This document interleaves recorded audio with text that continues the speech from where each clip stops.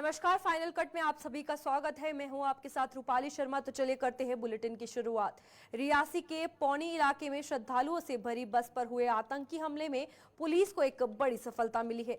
Police ने इस मामले में आतंकियों के एक मददगार को गिरफ्तार कर लिया है। इसकी पहचान हाकमदीन पुत्र मक्खन निवासी बंदराही राजौरी के रूप में की गई है। पुलिस के मुताबिक हाकमदीन ने आतंकियों को पनाह दी थी और उन्हें घटनास्थल पर पहुंचाने में भी मदद की थी।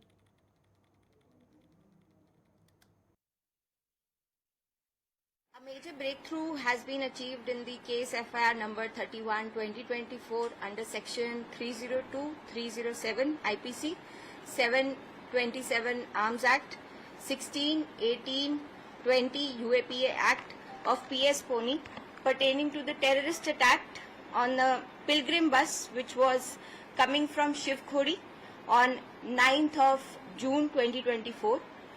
In this, one terror associate, namely Hakamdeen, son of Makhan, age 45 years, resident of Bandrahi, district Rajouri, has been arrested by Jammu and Kashmir police at Riyasi. This person was involved in harboring the terrorists multiple times, along with providing food and shelter. The said person also acted as a guide and helped them in reaching the spot of incident. The arrested person is a prime militant associate who helped the terrorist in execution of the attack. Further interrogation and investigation of जिला डोडा में पुलिसकर्मी से rifle लेकर भागने वाले शख्स को SOG की टीम ने आज जंगली इलाके में धर दबोचा है। एसओजी के जवानों ने उसे पकड़कर पुलिस के हवाले कर दिया है। उसके पास से राइफल भी जब्त कर ली गई है और आरोपी से पूछताछ की जा रही है।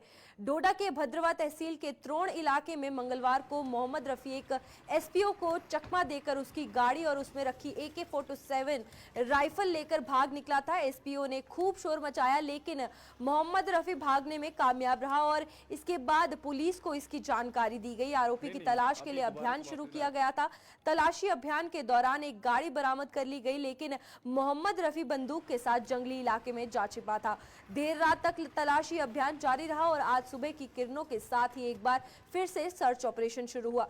इसी बीच एसओजी के जवानों को मोहम्मद रफी को पकड़ने में सफलता मिली। वह राइफल लेकर क्यों भागा, पुलिस की जांच कर रही है। अभी दोबारा से वापस ला ये जैसा कि आपको पता है, कल आफ्टरनून में ये लड़का हमारे पुलिस वाले को वेपन लेके भागा था और तब से ही इस एरिया में सर्च ऑपरेशन चल रहा था अलॉन्ग विद इंडियन आर्मी।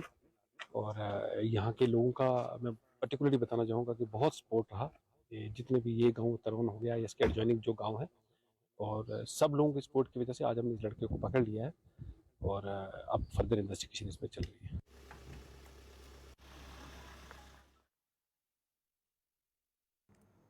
इस बार 29 जून से शुरू होने जा रही है श्री अमरनाथ यात्रा के लिए जम्मू कश्मीर के प्रवेश द्वार लखनपुर में सुरक्षा सहित अन्य इंतजाम किए जा रहे हैं। जम्मू के डिविजनल कमिश्नर रमेश कुमार ने आज लखनपुर का दौरा कर वहां की गई और सुरक्षा की पूरी जांच ली। आपको बता दें, और भी व्यवस्थाओं की समीक्षा भी की गई। उन्होंने कठुआ के डीसी रमेश कुमार सहित पुलिस व प्रशासन के अन्य अधिकारियों ने इस व्यवस्था का ब्यौरा किया।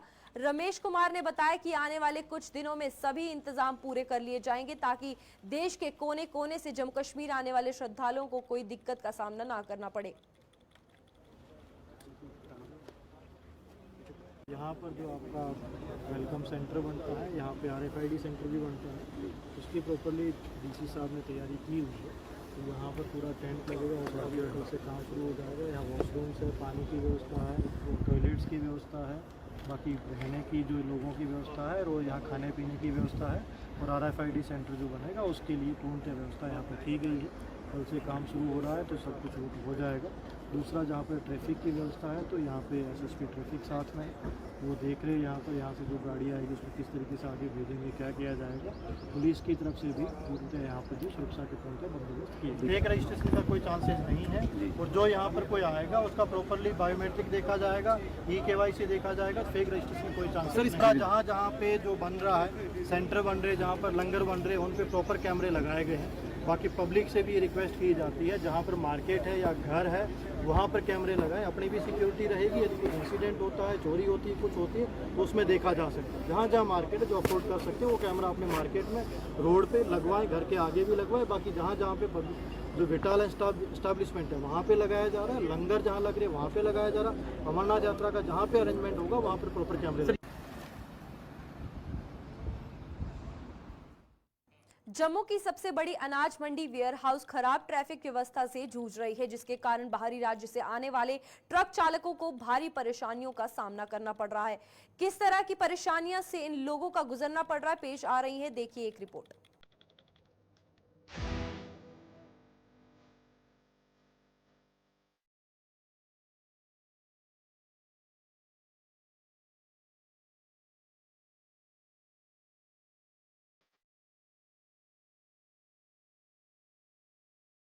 ये तस्वीरें जम्मू की सब बड़ी अनाज मंडी वेयर हाउस की है।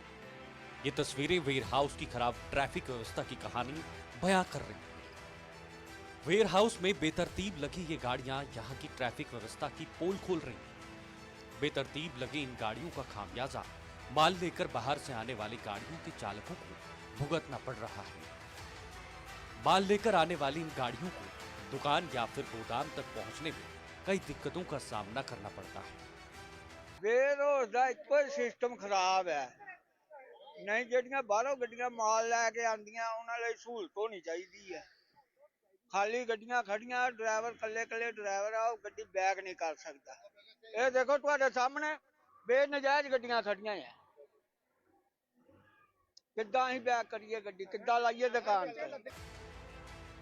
इस भीषण गर्मी में इन ट्रक चालकों को अपनी गाड़ियों को अनलोड करने के लिए कई घंटों का इंतजार करना पड़ता है, जिसके कारण इन चालकों को कई तरह की परेशानियों से दो चार होना पड़ता है। ਇਹ ਸਾਰਾ ਕੁਝ ਮਿਕਸ ਚੱਲੇ ਕਰਦਾ, ਇਤਨੀ ਪਰੇਸ਼ਾਨੀ ਹੈ। ਡਰਾਈਵਰ ਲੱਭਦੇ ਨਹੀਂ, ਖੜੀਆਂ ਕਰਕੇ ਚੱਲ ਜਾਂਦੇ ਆ। ਹੁਣ ਉਹ ਤੁਹਾਡੇ ਸਾਹਮਣੇ 4-5 ਗੱਡੀਆਂ ਖੜੀਆਂ ਆ, ਕੀ ਉੱਥੋਂ ਕਿੱਥੋਂ ਲੱਭੀਏ ਡਰਾਈਵਰ। ਹੁਣ ਉਹ 45 ਨੰਬਰ ਦੁਕਾਨ ਤੇ ਗੱਡੀ ਲਾਣੀ ਆ, ਕਿੱਦਾਂ ਲਾਈਏ। खराब ट्रैफिक सिस्टम के कारण जहां इन ट्रक चालकों का समय बर्बाद हो रहा है, वहीं इनकी गाड़ियां समय पर अनलोड न होने से भारी पड़ रही हैं। यही सर, जो एक पर्ची काटते हैं ना, तो सुबह जैसे गाड़ी लेके आए, बंदे ने एक पर्ची कटवाई, जब तक गाड़ी ना खाली हुई एक ही पर्ची लगने है। 200 की लेते हैं। बस जैसे 2 दिन लगे 3 दिन, एक ही पर्ची में जो बोलते हैं 24 घंटे के बाद दोबारा पर्ची कटाओ, तो फिर बंदा रहे पर्चियां कटाता कार के लेना कौन है। वेयर हाउस में तैनात सुरक्षा कर्मियों की माने तो सड़क की चौड़ाई कम होने के कारण वेयर हाउस में ट्रैफिक सुचारू रूप से नहीं चल पाता है। यही नहीं, लोगों की मनमानी के कारण भी यहाँ ट्रैफिक व्यवस्था खराब होती है। वो पर्ची तो गोदाम है, इनकी पर्ची तो लगती है। जो पांडी है, एक पांडी गाड़ी खाली करता है, एक लोड करता है। और 4-4 दिन भी रख सकते हैं, 5-5 दिन भी रख सकते हैं। उनके पैसे 200 पर्ची लगेगी 24 घंटों की गाड़ी की। हाँ, इससे तो वो परेशान हो रहे हैं कि भाई ये तो सिस्टम गलत है। वो इन लोगों ने बनाया हुआ सिस्टम गलत कोई नहीं है। वो गोदाम दिए हैं लगाने के लिए, गाड़ियां दी है। पांडी का काम है गाड़ी खाली करनी है। पांडी गाड़ी खाली नहीं करते हैं। 4 नाग लगवाते हैं तो बोलते हैं गाड़ी बाहर ले जाओ, शाम को लाओ। वो कितने बार आएंगे अंदर। माल लेकर यहाँ आने वाले ट्रक चालकों ने वेयर हाउस में मालगाड़ियों में लोड और अनलोड करने का समय निर्धारित करने की मांग की है, ताकि अपने अपने समय पर गाड़ियां वेयर हाउस पहुंचे और वेयर हाउस की ट्रैफिक व्यवस्था में सुधार हो सके। बिच्चे लोडिंग नहीं तो टाइम रखन लोडिंग दा और खाली करने दा। कितनी परेशानी आती है? परेशानी इतनी है, बहुत ज्यादा। अब वो तुम्हारे सामने गड्डियां खड़ियां 4-5-6 बगैर मतलब तो खड़ियां, कोई लोडिंग नहीं, कोई कख नहीं। ये गड्डियां बाहर होनियां चाहिए, जे सानू कढ़ सकते क्यों खड़ियां गड्डियां इत्थे। टाइम होना चाहिए है, जे तो खाली गड्डियां करनियां है 1 बजे तक खाली करन, तो 1 बजे तो बाद लोडिंग करन। वेयर हाउस की खराब ट्रैफिक व्यवस्था को लेकर प्रशासन और वेयर हाउस ट्रेडर फेडरेशन को संज्ञान लेना चाहिए। अगर समय रहते वेयर हाउस की खराब ट्रैफिक व्यवस्था में सुधार नहीं किया गया तो कोई ट्रक चालक माल लेकर यहां आने के लिए कतराएगा।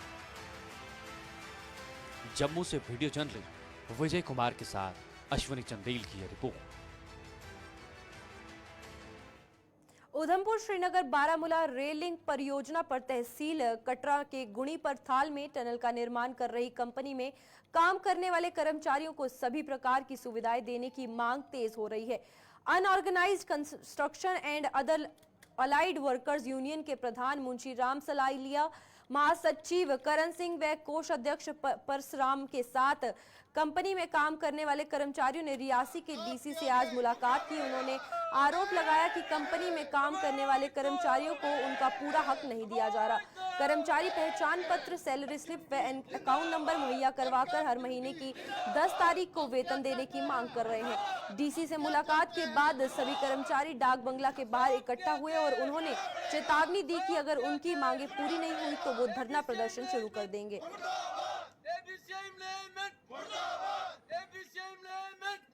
मैं 4 साल, अभी अगस्त 1 को मेरे को 4 साल हो जाएंगे एबीसीआई में लगे हुए। 4 साल में ना मेरी सैलरी को एग्रीमेंट लगा है ना कुछ। उसमें सर 2-3 चीज़ों से हम बहुत परेशान हैं। हमारा ईपीएफ जो कटा है उसका हमें यूएन नंबर नहीं दिया जाता है। दूसरी बात है, जो नेशनल हमारे हॉलीडे होते हैं 3, उनमें हमसे काम करवाया जाता है, उसका पैसा नहीं दिया जाता है। और संडे जितना है साल का 365 दिन काम करवाते हैं, संडे जितना है उसका पैसा नहीं दिया जाता है। गेस्टेड छुट्टी जो भी होगी उसमें पैसा नहीं दिया जाता है। हमने 4 साल में अभी जो पीछे ईद की छुट्टी आई थी, हमने फर्स्ट छुट्टी वो काटी है पूरे 4 साल में। लेकिन कंपनी हमारे साथ इतना सेटिस्फाइड नहीं कर रही है कि हम लोग ये पैसा दे दें, और कंपनी हमारे साथ बैठ के बात करेगी तो हम इस बात को एग्री करने के लिए तैयार हैं। अगर बाय द वे कंपनी नहीं करती है तो हम स्ट्राइक पे बैठने के लिए भी रेडी हैं। कि आप ये जो इश्यूज हैं, जो लोगों के फंडामेंटल राइट्स हैं, आप इनको 1 हफ्ते के अंदर इनको हल कर दीजिए। अगर आप इनको 1 हफ्ते के अंदर लागू नहीं करेंगे तो वर्कर अपना कोई भी further course of action decide करेगा।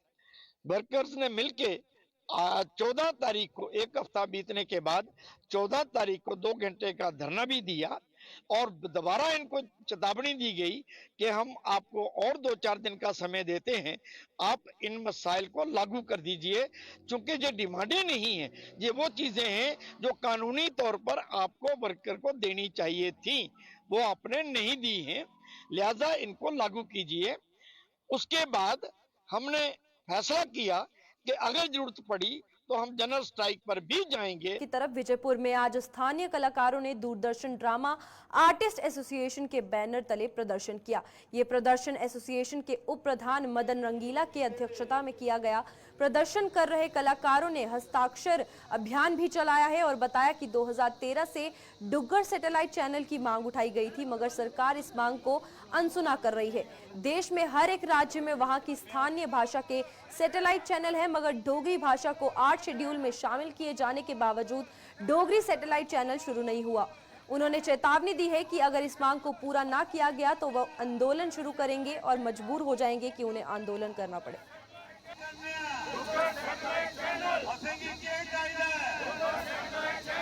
2013 में कि हमारी भाषा डोगरी 8 शेड्यूल में है, लेकिन हमारा जम्मू दूरदर्शन जो है वो सैटेलाइट में नहीं है। तो उसी चीज़ को लेकर हमने सरकार के आगे ये डिमांड रखी थी 2013 में कि हमारे जम्मू दूरदर्शन को डुग्गर सैटेलाइट चैनल का दर्जा दिया जाए। और ये संघर्ष जो है वो पिछले 11 साल से चलता आ रहा है।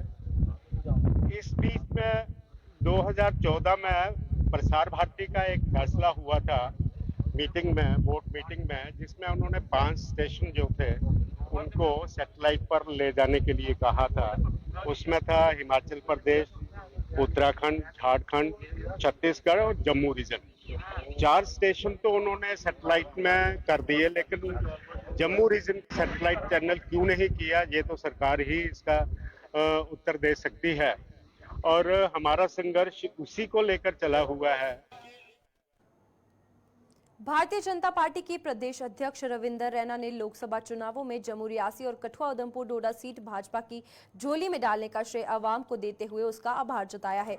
उन्होंने कहा कि जम्मू संभाग की जनता द्वारा दिए गए सहयोग की बदौलत ही ये संभव हो पाया है। रविंदर रैना ने मढ़ में आज पूर्व मंत्री चौधरी सुखनंदन द्वारा आयोजित एक जनसभा को संबोधित करने के बाद पत्रकारों के सवालों के जवाब में ये बात कही। इस जनसभा में जम्मू रियासी लोकसभा हलके के सांसद जुगल किशोर ने भी शामिल होना था, लेकिन वह किन्हीं कारणों से वहां नहीं पहुंच सके।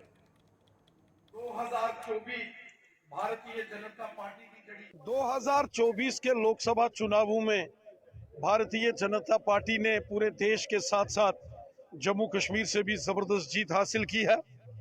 यहाँ जम्मू रियासी पार्लियामेंट सीट से श्रीमान जुगल किशोर शर्मा साहब जीते, वहीं उधमपुर कठुआ डोडा पार्लियामेंट सीट से श्रीमान डॉक्टर जितेंद्र सिंह जी की जबरदस्त जीत हुई है।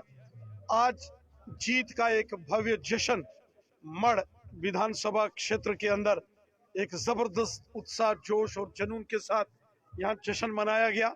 श्रीमान चौधरी सुखनंदन साहब पूर्व मंत्री और भारतीय जनता पार्टी के कद्दावर नेता, इनके नेतृत्व में देखरेख में यहाँ मढ़ बॉर्डर के इस क्षेत्र में एक भव्य जीत का जश्न मनाया गया। मैं चौधरी सुखनंदन साहब और यहाँ के सभी कार्यकर्ताओं का हृदय से धन्यवाद करता हूँ कि चुनावों में जबरदस्त समर्थन हमें मढ़, घोमनासा, गलबड्डे, मंडाल, फलाई इस सारे क्षेत्र की जनता ने दिया, पूरे जम्मू संभाग की जनता ने दिया, उधमपुर कठुआ डोडा की जनता ने सपोर्ट किया और भारतीय जनता पार्टी की जीत हुई और फिर रिकॉर्ड तीसरी बार मोदी साहब की सरकार बनी है।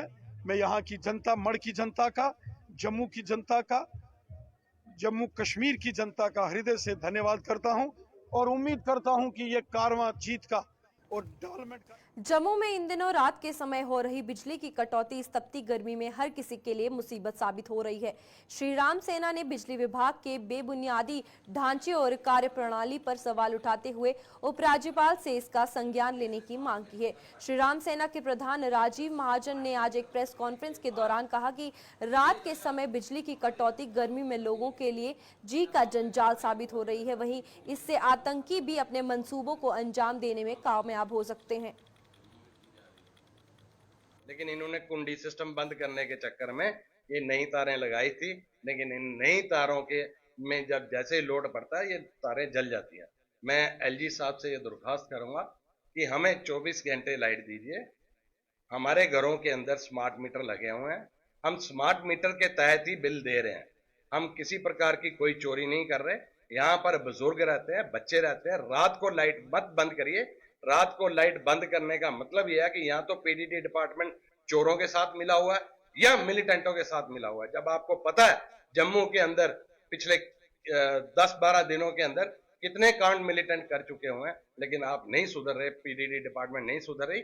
मैं पीडीडी डिपार्टमेंट से भी ये अपील करना चाहता हूं, अगर आपको पैसे सारे दे रहे हैं, आपके मीटर के तहत पैसे दिए जा रहे हैं, तो आप लाइट क्यों काट रहे हैं? हमारी लाइट मत काटिए।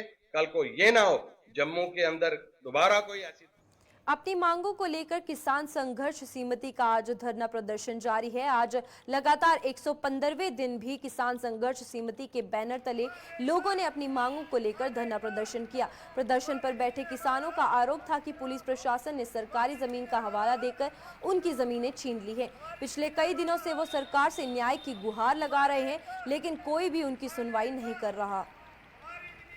ते साड़ी जेह्ड़ी है अपना कस जेह्ड़ी साड़ी LPC कट्टी दियां ने पटवारी तहसीलदारें ने 2015 च साड़ी कट्टी है ते 70 कनाल साढ़े कोल पैली उ'ऐ नंबर तो उ'ऐ नंबर भी एक है, सब कुछ 70 कनाल पैली है साढ़े कोल।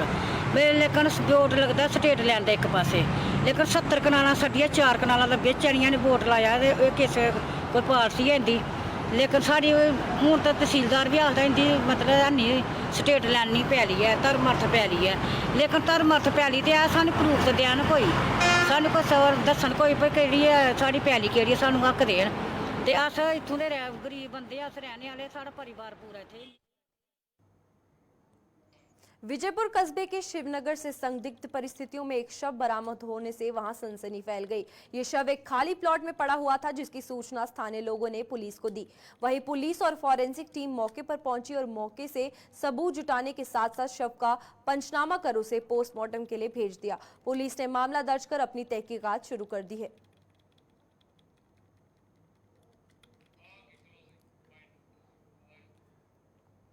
चलिए, फाइनल कट में आज के लिए इतना ही। खबरों का सिलसिला ऐसे ही जारी रहेगा। नमस्कार।